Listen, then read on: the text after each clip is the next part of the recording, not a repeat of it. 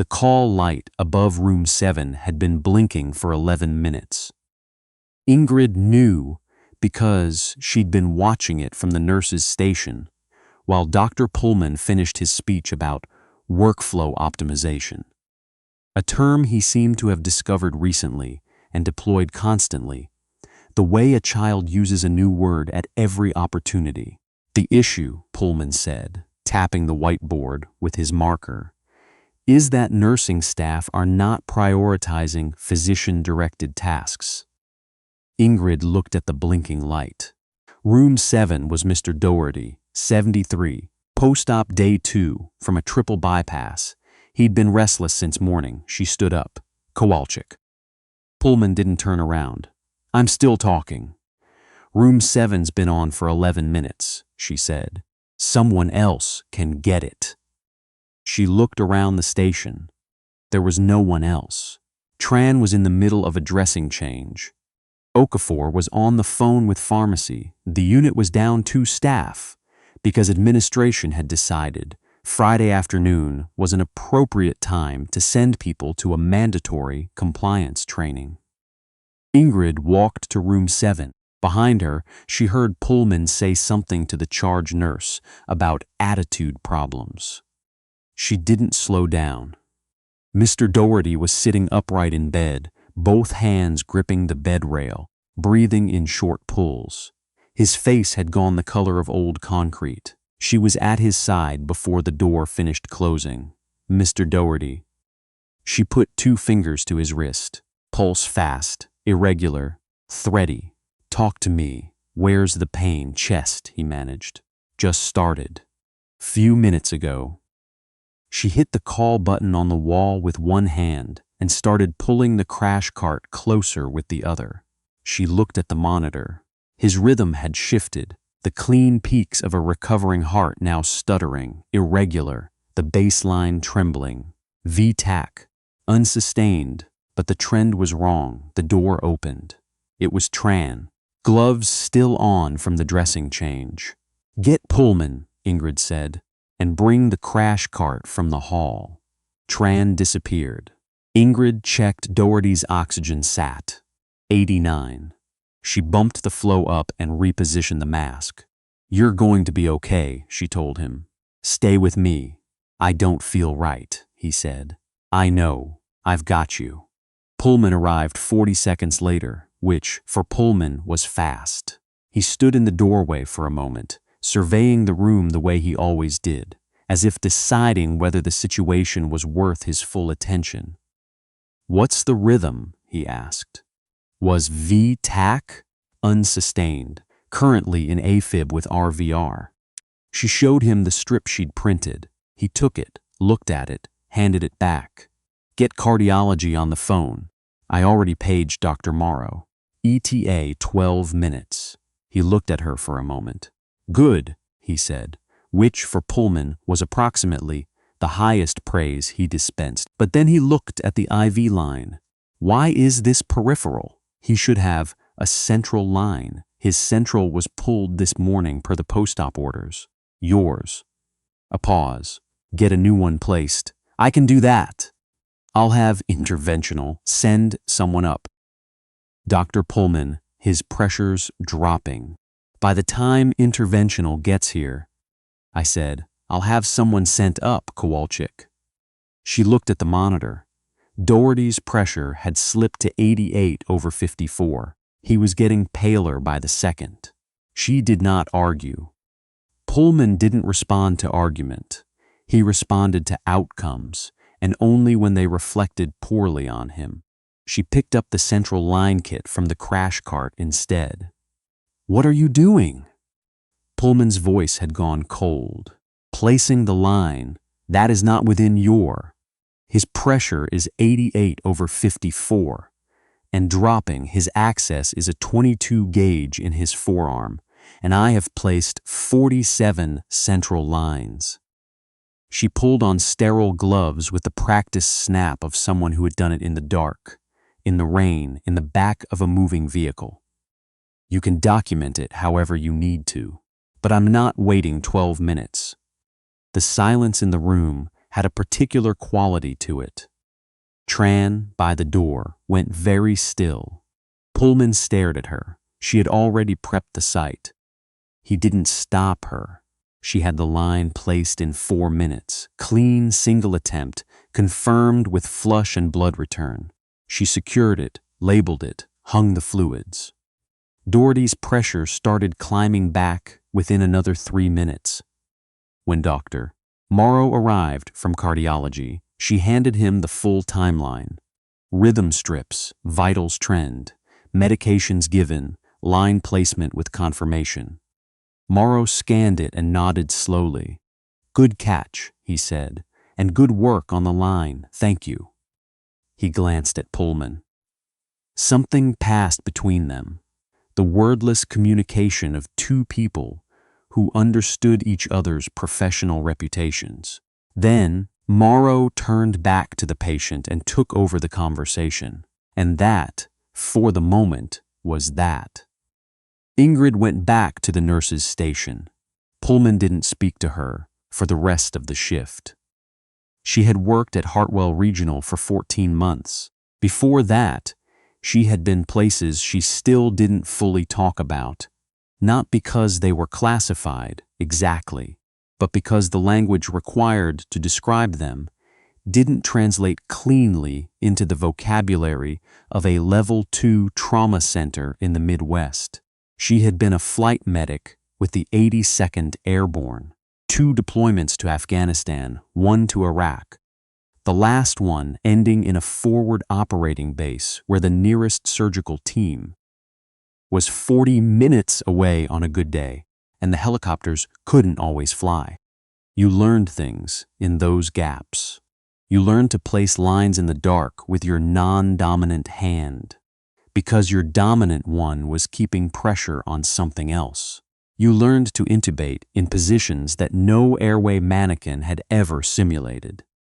You learned that the difference between doing something and waiting for someone else to do it was sometimes the difference between a person living and not living, and that paperwork could be filed after. She had come home in the autumn of her 28th year and found that she didn't know what to do with silence. She didn't know what to do with safety either, with the particular luxury of a threat that wasn't imminent, with days that began and ended without anyone dying.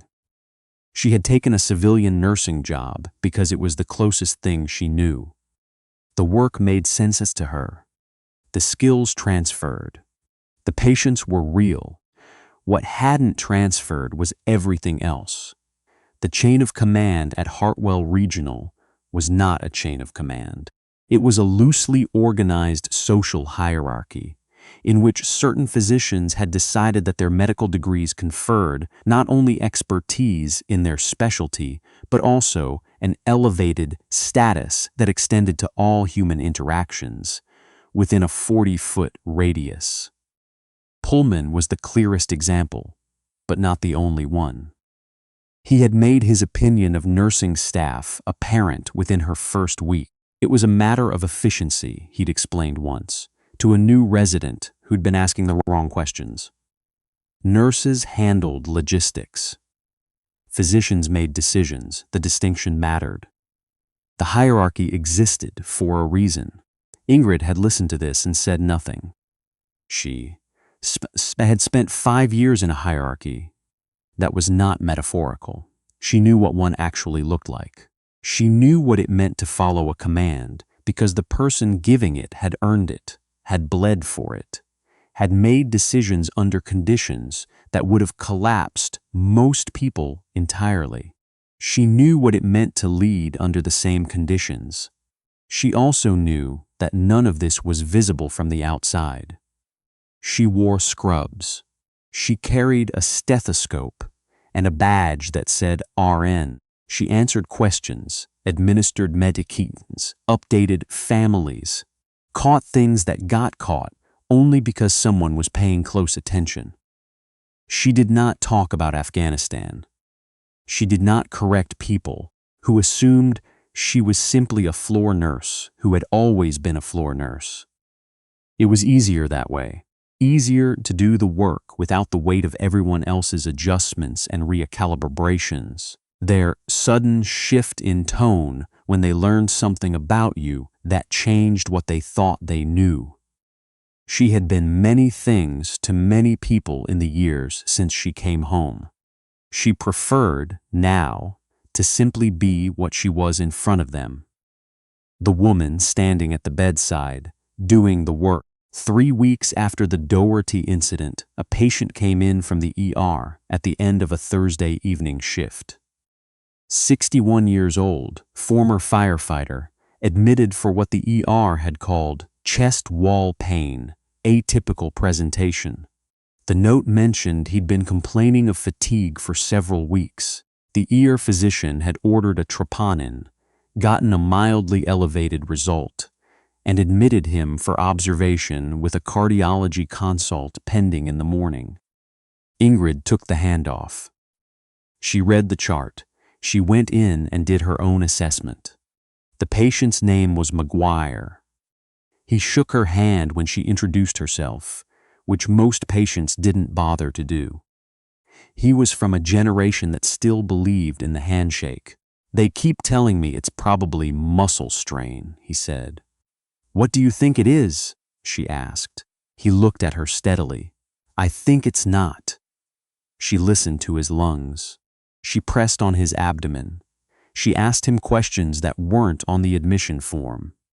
When had the fatigue started? Was it worse at a certain time of day? Had his urine changed color? Any fevers? He answered each question carefully, like someone who respected the process. She went back to the chart. She looked at the troponin trend. Both values. The second one slightly higher than the first. She looked at the EKG. She looked at the ER notes again, more carefully this time, and found in the social history a single line: retired FDNY, exposed to chemical agents at Ground Zero site, enrolled in WTC health program. She sat with that for a moment. Then she called the attending on call, a hospitalist named Dr. Greaves, who was polite and listened, and thanked her for the update and said he'd take a look in the morning when he rounded. She called again at midnight when McGuire's pressure dipped unexpectedly. Greaves was less polite the second time. He ordered a fluid bolus and told her to call if there were further changes. There were further changes. At 2 a.m., McGuire's oxygen saturation dropped to 91, and he told her his chest felt heavy, like something sitting on it. His neck veins were distended. His heart rate had gone up by 20 beats since admission. She called Greaves. She laid out the findings in the order that made them impossible to dismiss. The SAT drop, the JVD, the tachycardia, the elevated and trending troponin in a patient with known exposure history. "You're thinking pericardial effusion," Greaves said. "I'm thinking you need to see him tonight." A pause. "I'll be there in 15 minutes. He was there in 11. He took one look at McGuire, ordered a stat echo, and moved him to the cardiac care unit within the hour. The echo confirmed it, a moderate pericardial effusion with early tamponade physiology. Cardiothoracic surgery was there by 4 a.m. for the pericardiocentesis. McGuire made it through without incident. She learned this the next afternoon, coming back for her next shift, when she went past the CCU and saw him sitting up in bed watching the news. He spotted her through the window and raised his hand in a small wave. She waved back. She thought about going in, but there was a lot to do, and she was already late getting to her unit. She told herself that was the only reason. Pullman's behavior had not changed after the Doherty incident. If anything, it had clarified. He was careful now, in the way that people become careful when they've been surprised by someone they'd underestimated. Not more respectful, exactly, but more watchful. He no longer spoke to her in front of patients if he could avoid it. He directed questions about her patients to the charge nurse instead. He filed an incident report about the central line, which was reviewed by the department head, who reviewed the documentation and closed it without action. She found out about the incident report third hand from Okafor, who'd heard it from someone in the department head's office. She didn't file a response. She didn't mention it to anyone. She went to work. She did the work, but there were smaller things that accrued over weeks, the way small things do. She was moved off the preferred weekend schedule without explanation. Her request to precept a new grad was denied. At a staff meeting, Pullman spoke for 11 minutes about the importance of role clarity and made eye contact with her exactly once during that time. Very briefly, on the word boundaries, Tran noticed, Okafor noticed. The charge nurse, a woman named Bellamy, who had been on the unit for 9 years and had outlasted 4 unit managers and 3 department restructures, noticed most of all. "He doesn't know what to do with you," Bellamy told her one evening, when the unit was quiet and they were doing their charting side by side. "He doesn't have to do anything with me. That's what bothers him." Bellamy didn't look up from her screen. "People like Pullman, they need everyone sorted. You don't sort." Ingrid didn't answer. "You know what I notice," Bellamy continued. "Nobody ever asks how you know the things you know. They just accept that you know them, and then feel weird about it, and then make it your problem somehow." She paused. "Where were you before here? You never said. I was elsewhere," Ingrid said. Bellamy made a small sound that might have been amusement. "Okay." She was changing out a bag of vancomycin in room 4 when she heard the commotion in the hallway. It was not the kind of noise that a hospital makes normally. Not the squeak of wheels, not the murmured phone conversations, not the PA announcements with their particular institutional cadence. This was different. Footsteps, multiple, moving in coordination. The sound of people who walked with a purpose that was not the purposeful shuffle of medical staff. She glanced through the window in room 4's door. There were 8 of them in the hallway. Dress uniforms. Army service uniform, the blue-green with the gold buttons. Combat patches on the right sleeve. They moved through the unit hallway with the unself-conscious focus of people who were accustomed to moving through spaces and having those spaces rearrange themselves accordingly. At the front was a woman she recognized immediately, which surprised her because she had not expected to recognize anyone. Captain Deirdre Fontaine. Fontaine had been her platoon leader on the first deployment. She had a jaw like a piece of architecture and a voice that had once, at a vehicle checkpoint outside of Kandahar, convinced a truck driver to turn around without raising it above conversational volume. She was now, by the look of the insignia, a lieutenant colonel. Behind her were 7 soldiers, a mix of ranks, a mix of ages, including 2 that Ingrid knew, and 1 she had not seen in 4 years, and had, if she were honest with herself, wondered about in the specific way you wonder about people whose names were on a manifest that didn't make it back. Sergeant First Class Ellerby was alive. He was shorter than she remembered, which was impossible, but there it was.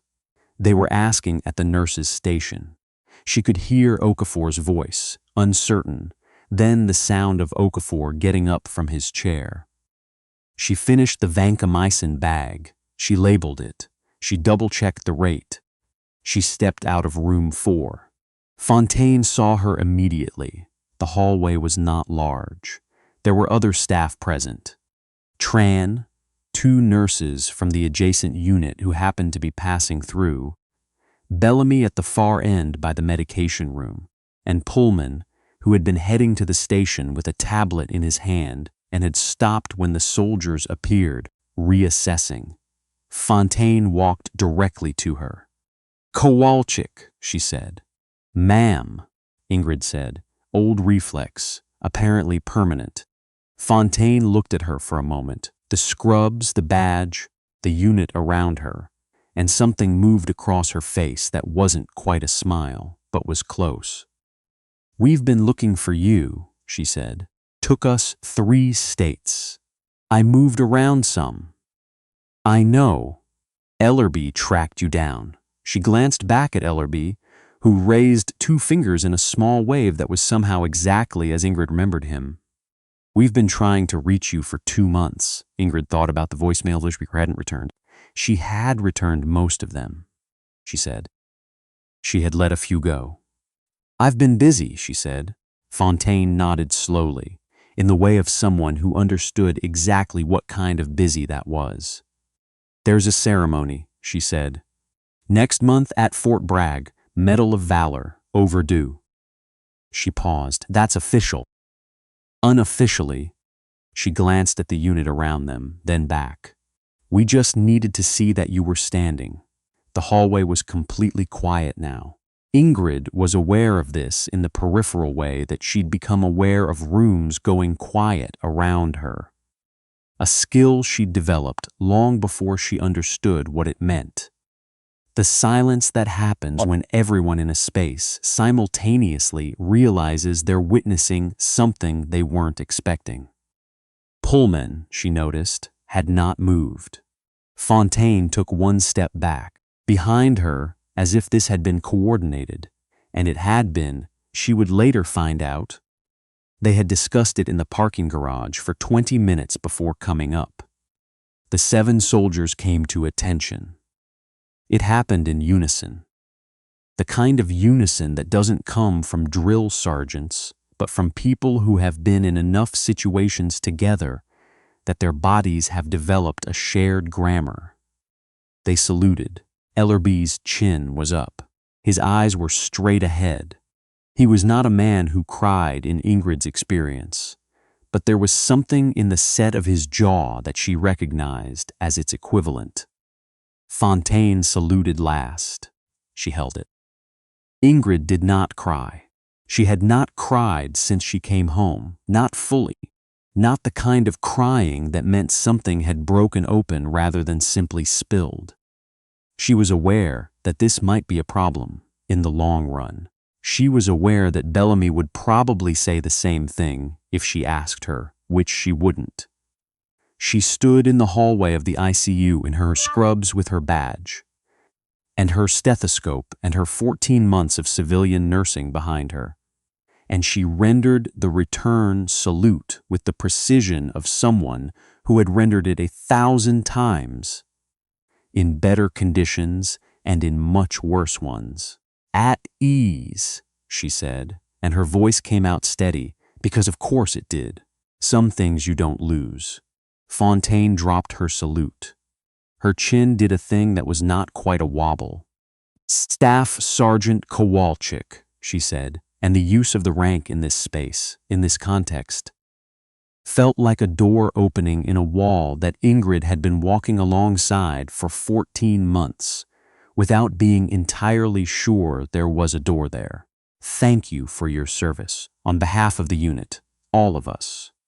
Behind her, Ellerby said, at a volume that carried, "Hooah!" 2 of the others echoed it. The sound of it in an ICU hallway was surreal in a way that Ingrid did not have words for, and would not try to find words for later. When she was sitting in her car in the hospital parking garage and allowing herself, finally, without witnesses, to put her face in her hands and breathe, she heard about Pullman's comment from Bellamy, who had the specific gift of recounting things without editorializing. He said, Bellamy relayed, at the nurse's station the following morning. "I wasn't aware she had a military background." "What did you say?" Ingrid asked. "I said, she didn't tell you, and you didn't ask." Bellamy looked at her steadily, and then I told him the Doherty story, which he didn't enjoy hearing from my perspective. Ingrid was quiet for a moment. You didn't have to do that. I know. Bellamy turned back to her screen. I wanted to. Tran, passing behind them with a medication tray, said nothing, but paused long enough to squeeze Ingrid's shoulder once, briefly, and then continued on. There was a card on her locker when she went to get her things. It was from the CCU, signed by the night staff, including one signature she didn't recognize that had, underneath it, written in the careful block letters of someone who was not entirely sure of the English spelling, "Thank you for being honest. McGuire." She stood there for a moment in front of the open locker. She was not, she thought, someone who had been waiting for recognition. That had never been the point. The point had always been the same point. It had been in every forward operating base and every aid station and every dark place where someone's life had become suddenly, catastrophically uncertain. You did the work because the work was in front of you, and because you were the person there to do it, and because the alternative, to look away, to wait for someone else, to decide it wasn't your role or your moment or your responsibility, was something she had never been able to make herself do. Not in Kandahar, not in Fallujah, not in this quiet ICU with its beeping monitors and its patients who shook her hand when she introduced herself. She folded the card and put it in her jacket pocket. She went out to start her shift. The call light above room 7 was on, and she was already moving toward it before she'd finished the thought.